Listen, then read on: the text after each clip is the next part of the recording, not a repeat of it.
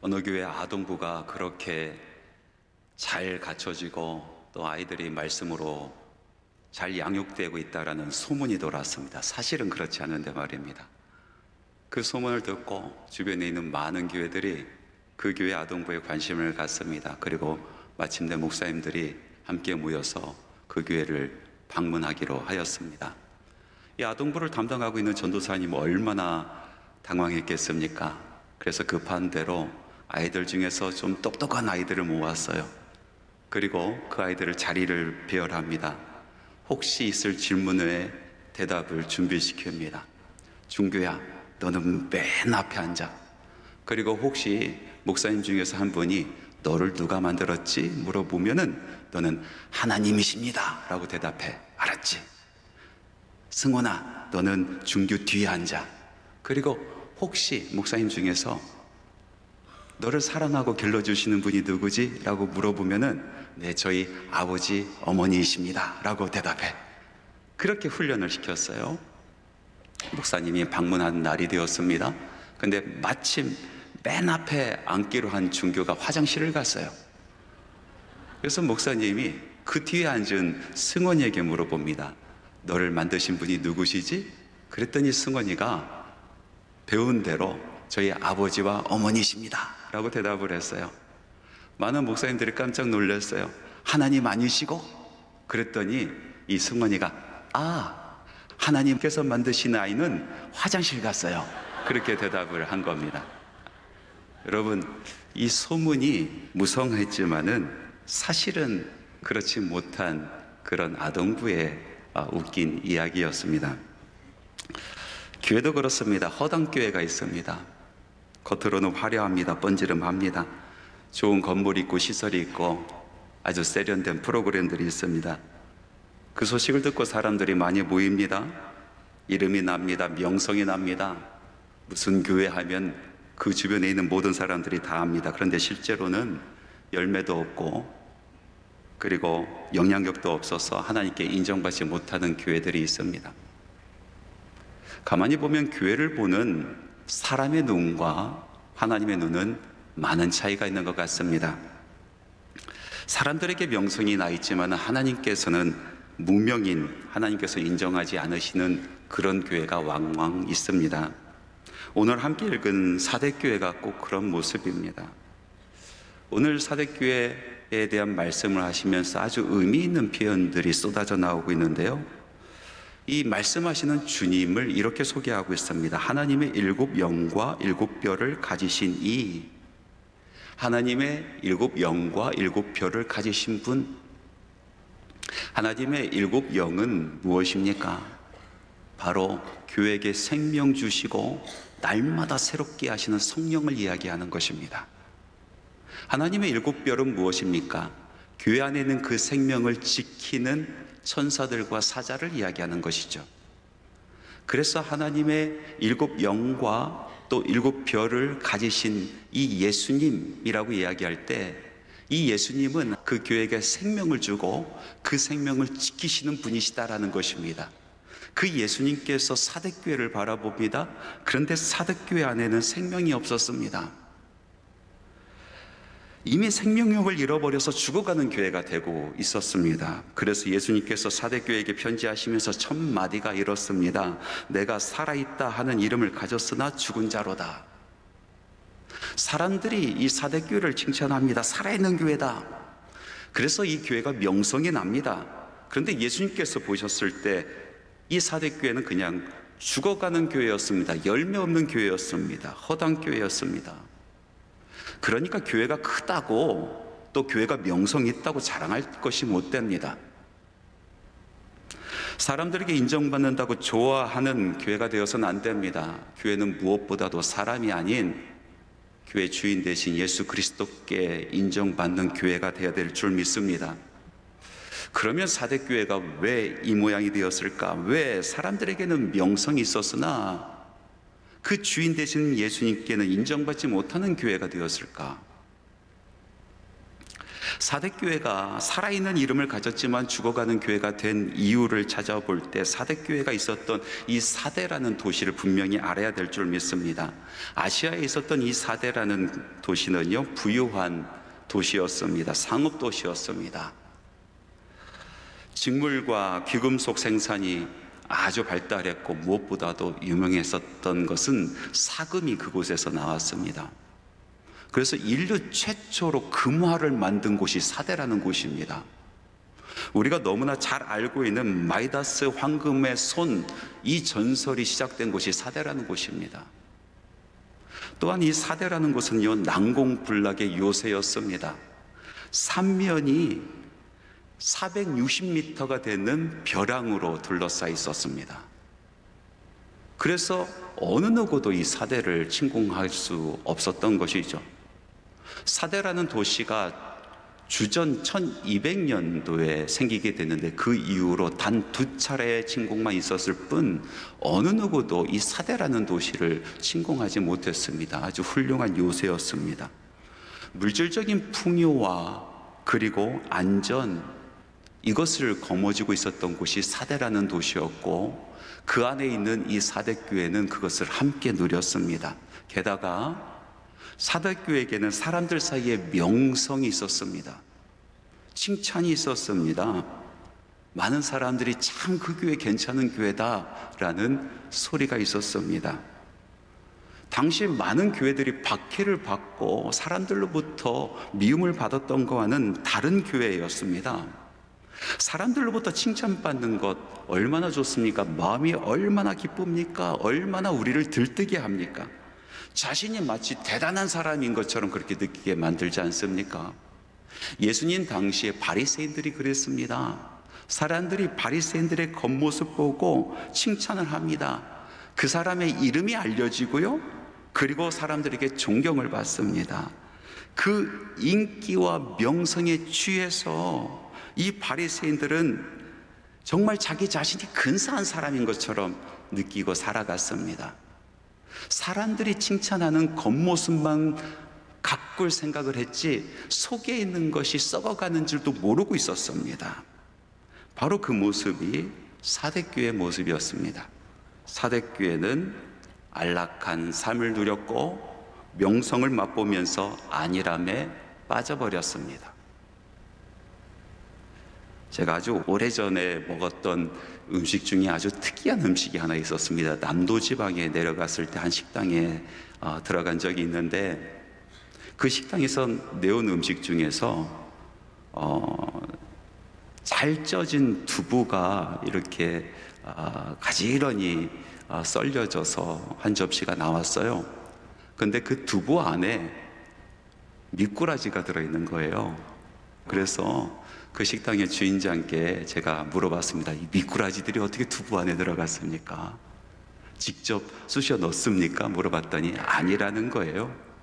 미꾸라지들 스스로가 그 두부 안으로 들어갔대요. 그러면서 요리의 방법을 알려주시는데 두부와 함께 찬물 안에 미꾸라지를 넣어놓습니다. 그리고 불을 지피게 되는 거예요. 그럼 미꾸라지들이 막 훔쳐 돌아다닙니다. 그리고 물이 따뜻해질 정도 되면은 미꾸라지들이 움직이지 않는 거예요. 그 평온함, 그 안락함을 누리고 있는 거죠. 그래서 미꾸라지들이 허벌레 해가지고 이러고 두부 곁에 머물러 있습니다. 그런데 갑자기 물이 끓거든요. 갑자기 뜨거워지니까 이 미꾸라지들이 두부 안으로 막 기어 들어가는 거예요.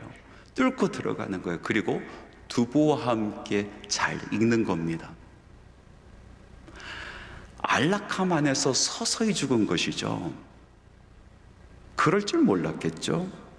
사탄 마귀가 우리 성도들을 시험에 빠뜨리는 여러 전략 중에서 가장 무서운 강력한 무기는 성도들을 탄압하고 궁핍에 빠뜨리는 것이 아닙니다. 안락함입니다.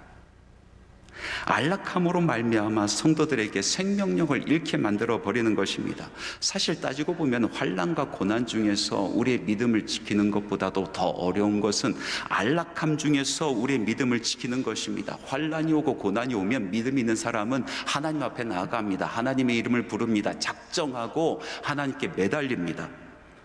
그런데 우리가 평안할 때, 아무 일 없을 때에, 부족한 것이 없을 때에, 그때는 스스로가 안일함에 빠져서 영적인 침체의 늪으로 걸어 들어가는 것입니다. 사대교회는 이 안락의 늪에 빠져 있는 교회였습니다. 난공불락의 요새 속에서 풍요로움에 젖어 살다 보니까 사람들의 명성을 먹고 그 안에서 어깨가 잔뜩 올라가 살아가다 보니까 어느새 그 10년 가운데 하나님에 대한 갈망이 사라지고 부르심에 대한 소망이 없어져 버린 것입니다. 그래서 겉으로 보이는 그런 행위는 뻔지름한데 속은 텅 빈 강정과 같은 모습이 되어버린 것이죠. 그래서 성경학자 윌리엄 핸드릭스는 사대교회에 대해서 이렇게 이야기를 하고 있습니다.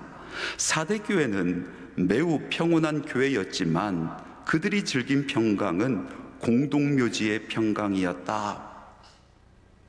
죽은 평강, 거짓된 평강, 그 심령은 죽어갔다. 안락함이 사대교회를 죽은 교회가 되게 만들어버렸습니다. 허당교회로 만들어버렸습니다. 그럼에도 불구하고 예수님께서는 사대교회를 사랑하십니다. 사대교회가 다시 살아나기를 바라십니다. 사람들의 명성이 아닌 주님께서 알아봐 주시는 교회가 되기를 소원하셨습니다. 그래서 권면하십니다. 예수님의 권면은 이렇습니다. 계시록 3장 2절에서 3절 첫 번째 앞부분에 있는 말씀입니다. 우리 같이 한번 읽어보겠습니다. 너는 일깨어 그 남은 바 죽게 된 것을 굳건하게 하라. 내 하나님 앞에 내 행위에 온전한 것을 찾지 못하였노니 그러므로 내가 어떻게 받았으며 어떻게 들었는지 생각하고 지켜 회개하라. 이 말씀, 예수님의 권면의 말씀에 보면은 아주 중요한 4개의 동사가 나옵니다. Wake up, remember, obey, repent. 깨어나라, 생각하라, 지키고 돌이키라. 깨어나서 생각하고 생각난 것을 지켜 그 삶에서 돌이키라. 예수님께서 사대교회를 살리기 위해서 주신 말씀입니다. 무엇을 생각하라는 것입니까? 깨어나서 무엇을 다시 부여잡으라 하시는 것입니까? 처음 들었던 그 말씀, 처음 부르신 그 말씀을 어떻게 네가 그것을 받았는지 생각하라. 하나님의 부르심과 구원의 은혜를 다시 부여잡으라라고 말씀하고 계시는 것입니다. 이것을 생각하고 깨어나서 순종하며 부여잡을 때, 돌이킬 때 사대교회의 그 10년 가운데 진정한 생명이 있게 된다라고 말씀하고 계시는 것입니다. 사대교회 사람들은요, 이것들이 자기 안에 있는 줄 알았습니다. 당연히 그 생명을 지키고 있다라고 생각했습니다. 겉모습 보고 들려오는 그 명성에 취해서 정말로 자기들이 그런 사람인 줄 알고 있었습니다. 항상 자신을 돌아보는 성찰을 하지 아니하면은 자신은 완벽하다라고 생각하는 것입니다. 그래서 예수님께서 말씀하셨습니다. 어찌하여 형제의 눈 속에 있는 티는 보고 내 눈에 있는 들보는 깨닫지 못하느냐? 다른 사람의 티는 보이는 겁니다. 그러나 자기 눈에 있는, 자기 속에 있는 들보는 보이지 않는 것입니다. 죽었다 깨어나도 보이지 않는 것이 자기 속에 있는 들보입니다. 그래서 들보는 자기를 돌아볼 때, 성찰할 때 깨닫는 것입니다. 자기를 돌아보고 성찰하여 깨달아지는 들보를 볼 때, 그때서 비로소 하나님 앞에 나가 그 말씀을 부여잡고 회개할 수 있게 되는 것입니다. 사대교회는 자신을 뒤돌아 보아야 됐습니다. 성찰해야 했습니다. 자신 안에 있는 들보를 깨달아야 했습니다. 여러분, 성찰이라는 것이 무엇입니까? 성찰이라는 것은 자신을 보는 거룩한 자리에 서는 것입니다. 자신을 부르시는 하나님의 음성을 듣는 자리가 바로 성찰의 자리입니다. 모세가 호렙산에서 하나님을 만났을 때 서 있었던 바로 그 자리, 그 자리에 서는 것이 성찰하는 것입니다. 돌아보는 것입니다. 깨닫는 것입니다. 부여잡는 것입니다. 모세가 호렙산에서 무엇을 보았습니까? 불타는 가시덤불을 보았습니다. 그 앞에서 신을 벗었습니다. 거룩한 자리였기 때문에 그랬습니다. 그 안에서 성찰하며 깨달은 것이 무엇입니까? 그가 본 것이 무엇입니까? 가시덤불 같은 자기 자신을 보았습니다. 광야에 바람 타고 이리저리 굴러다니는 초라한 신세인 가시덤불, 이것이 바로 모세가 본 자신이었습니다. 자신의 인생이었습니다. 광야에서 버티고 살다가 이리저리 굴러다니는 인생을 보게 되었습니다. 그러나 이 가시덤불 같은 자기의 모습을 봐야 사람은 겸손해질 수가 있습니다. 주님 앞으로 더욱더 가까이 나갈 수 있습니다. 그래서 그 순간 그 자리는 거룩한 자리, 우리의 신을 벗어야 되는 자리인 것입니다. 두 번째로 모세가 이 호렙산에서 본 것은 무엇입니까? 가시덤불이 불타고 있는데 그 가시덤불이 타버려 없어지지 않는 것을 보았습니다. 이것이 바로 모세가 앞으로 걸어갈 인생이었었던 것입니다. 불같은 환난 속에서 그 인생이 타버릴지라도 죄가 되어서 없어지지 아니하는 인생이었습니다. 이스라엘의 모습이 그러하였습니다. 광야에서 이리 굴러다니고 저리 굴러다니고 환난과 핍박 가운데 불타있지만은 그들이 죄가 되어 없어지지 아니하였습니다. 교회의 모습이 그래하였습니다. 2000년의 역사 속에서 교회는 환난을 받았고 핍박을 받았고 불이 타졌지만은 그러나 죄가 되어서 사라지지 아니하는 것이 바로 교회의 인생이었습니다. 하나님의 사람의 모습이 그렇습니다. 비록 광야에서 이리 구르고 저리 굴러다닐지라도 태양빛에 온몸이 사라질지라도 죄가 되어 사라지지 아니하는 것이 바로 성도들의 인생입니다. 하나님께서 지키십니다. 하나님께서 그 인생을 세워주시는 것입니다. 성찰하는 그 자리는 바로 그 모습을 보는 자리입니다. 그 모습을 깨닫는 자리입니다. 성도들을 향한 하나님의 전적인 은총을 알아차리는 자리입니다.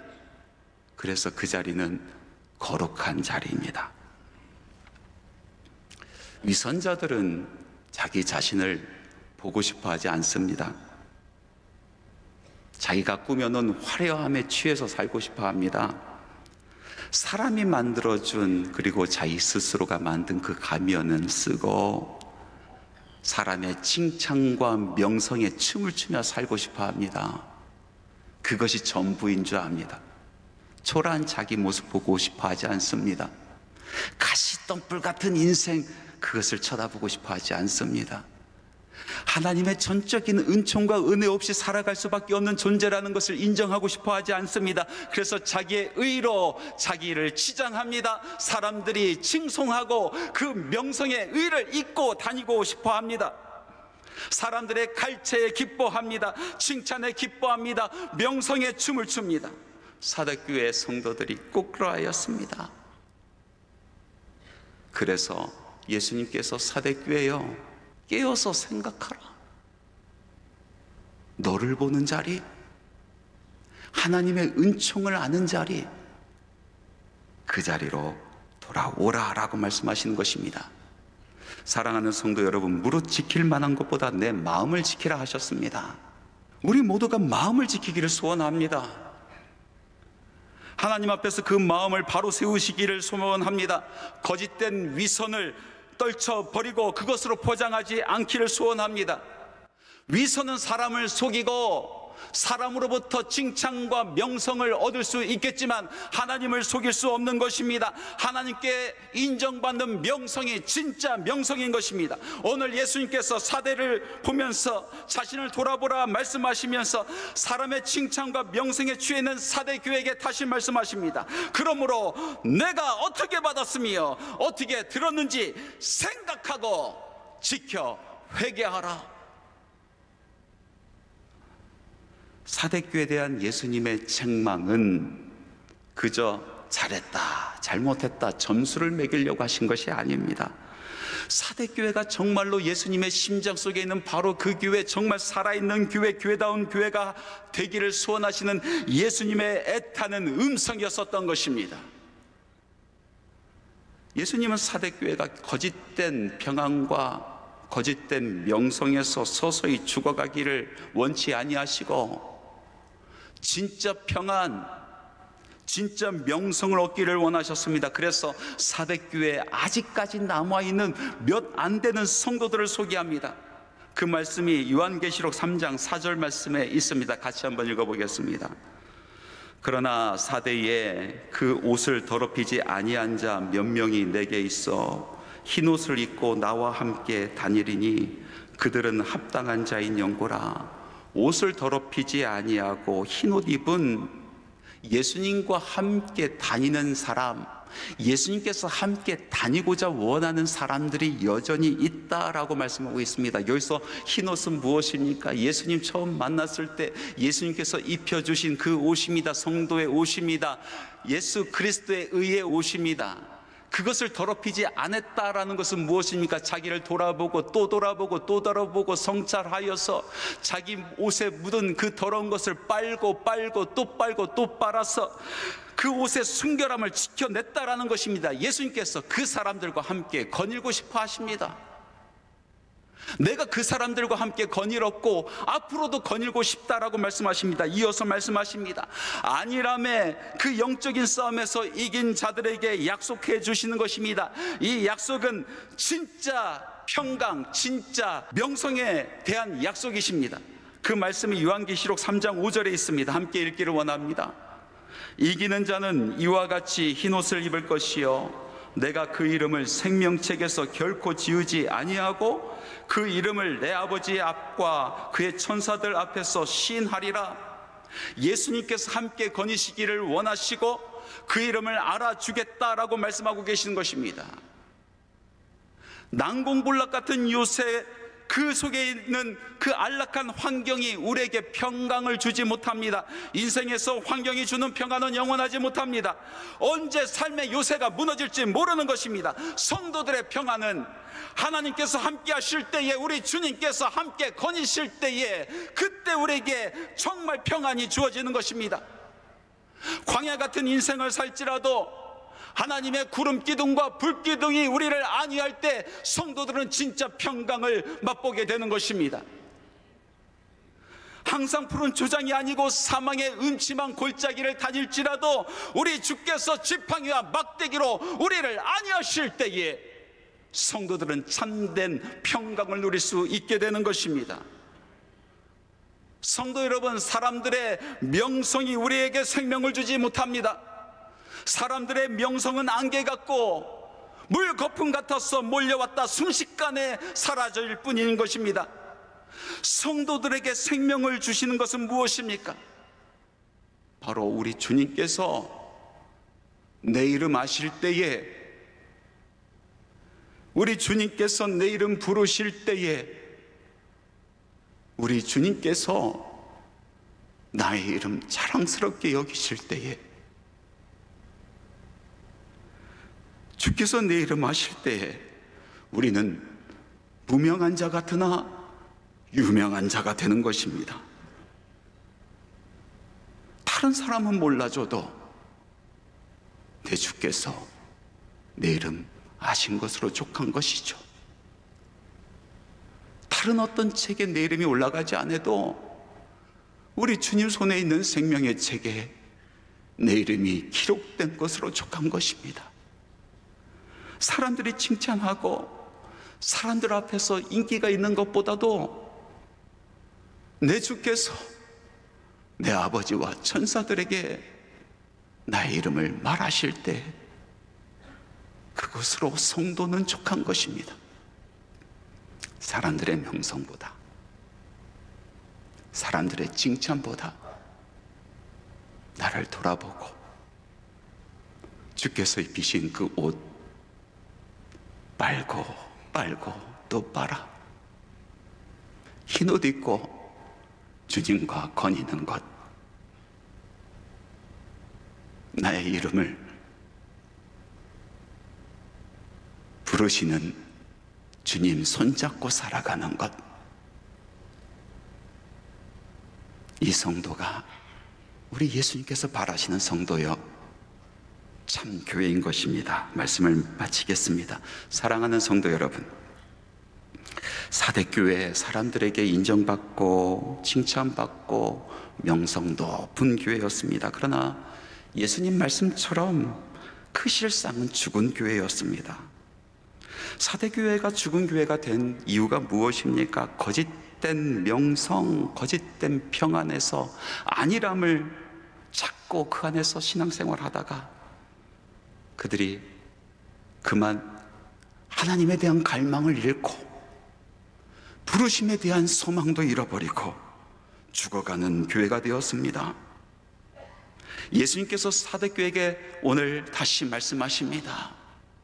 깨어나라, 생각하라, 부여잡으라, 그리고 그 길에서 돌이키라. 진짜 명성, 진짜 안위, 그것을 누리는 교회가 되기를 소망한다 말씀하십니다. 오늘 우리에게도 말씀을 통하여 도전하시고 우리를 초대하십니다. 참다운 명성과 참다운 평안, 주님과 함께 걸음으로 얻는 평안, 주님이 내 이름을 알아주심으로 얻는 그 명성. 사랑하는 성도 여러분, 흰옷 입고 주와 함께 걸으시기 바랍니다. 사랑하는 성도 여러분, 세상에서는 무명하나 우리 주 앞에서는 유명한 그런 성도 되시기 바랍니다.